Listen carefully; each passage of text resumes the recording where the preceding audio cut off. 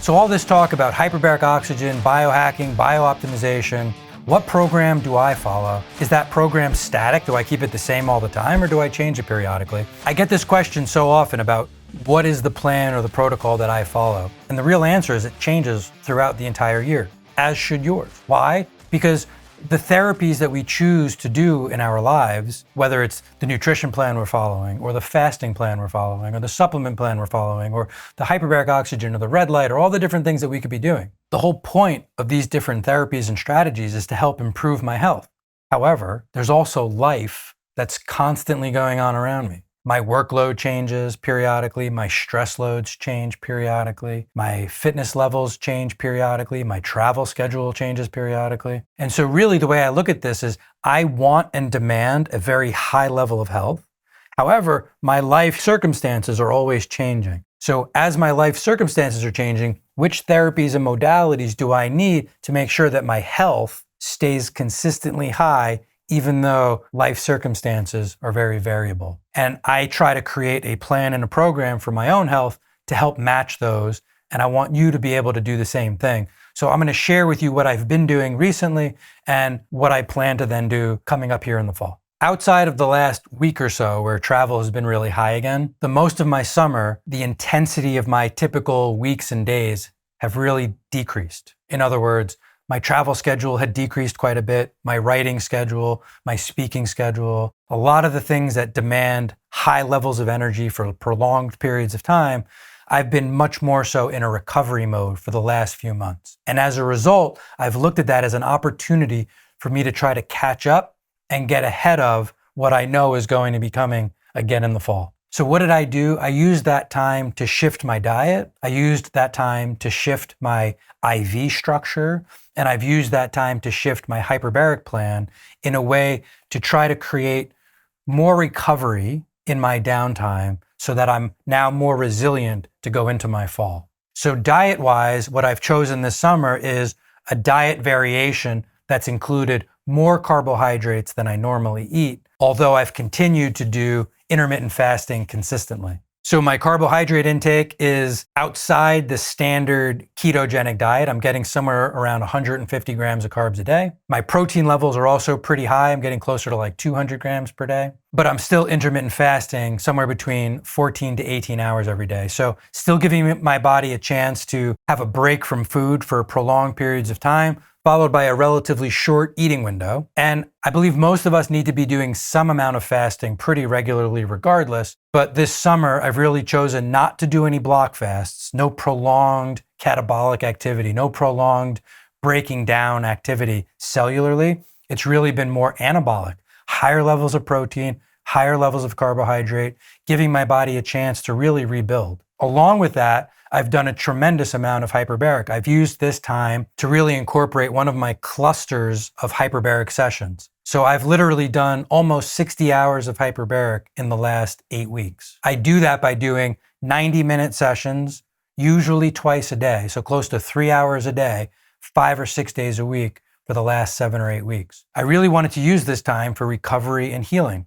In my chamber in my home, it's a soft chamber, air only. So no additional oxygen. It's not a tremendous amount of oxygen per session. It's about a 30% increase in the oxygen that you and I are getting right now at sea level. But that 30% exposure over long periods of time will still generate extraordinary healing and regenerative qualities.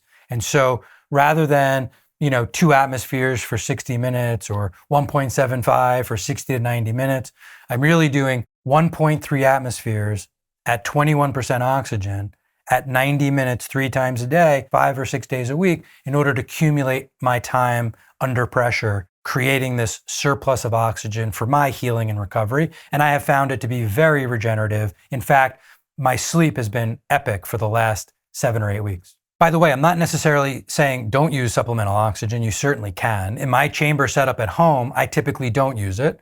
I'm not actively treating anything specific right now, and so I enjoy my time in the air-only environment. But certainly there have been other times in my life where I was using supplemental oxygen, and or any time that I have some issue that I'm really trying to get ahead of, I virtually always use supplemental oxygen. It's just that this past protocol, I've not used it at all. It's just been air only in a soft chamber. I've also increased my IV use over the last 8 weeks. So usually I might do 1 IV a month or even every other month, depending on what my schedule entails.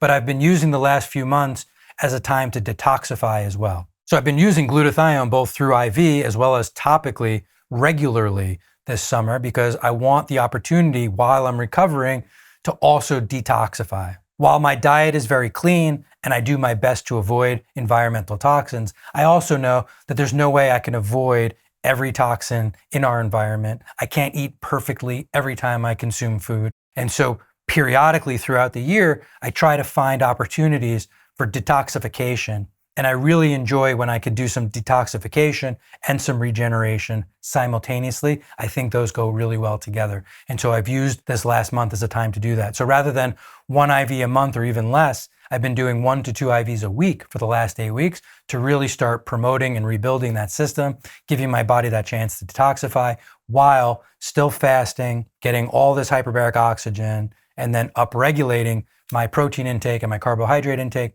all with the attempt to improve my anabolic process and my recovery and regeneration. I know that this fall is hopefully my last semester in school. I'm literally finishing 2 books. I'm finishing the dissertation for my Ph.D. And I have a really demanding travel schedule and lecture schedule until the new year. And so knowing that this was my time for deep recovery and deep regeneration, and going into the fall, I'll be using different modalities that are going to help my body tolerate acute levels of stress and at the same time generate high levels of energy during a 3 to 4 month period that are going to be really demanding on my time, my health, and my energy. Tools that I typically use when I'm under more acute stress and higher energy demand will also include things like more red light therapy. Sure, I've been doing some, but that hasn't been the focus right now. And I'll also be doing more cold therapy, like cold plunge. I virtually haven't done any of that for the last 8 weeks because I've really been much more focused on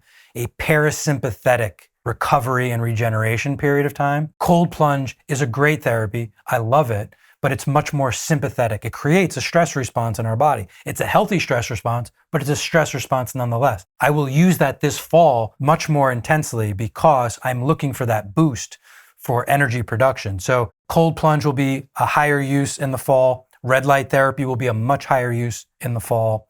My carbohydrate intake will go down. My protein intake will likely stay high. My hyperbaric oxygen levels will still be there, but they're not going to be anywhere near as intense as they've been this summer. And because of the demand on lecturing and writing, I'm likely going to do a few block fasts. I always feel the most cognitively sharp and the most energetic when I'm not eating. And so I plan to put 2 block fasts in this fall during my really heavy lecturing and writing times because I know how much that helps keep my energy up, keep my focus up, keep my concentration up, and keep my productivity high during challenging times. So I absolutely plan to incorporate that all into my plan this fall.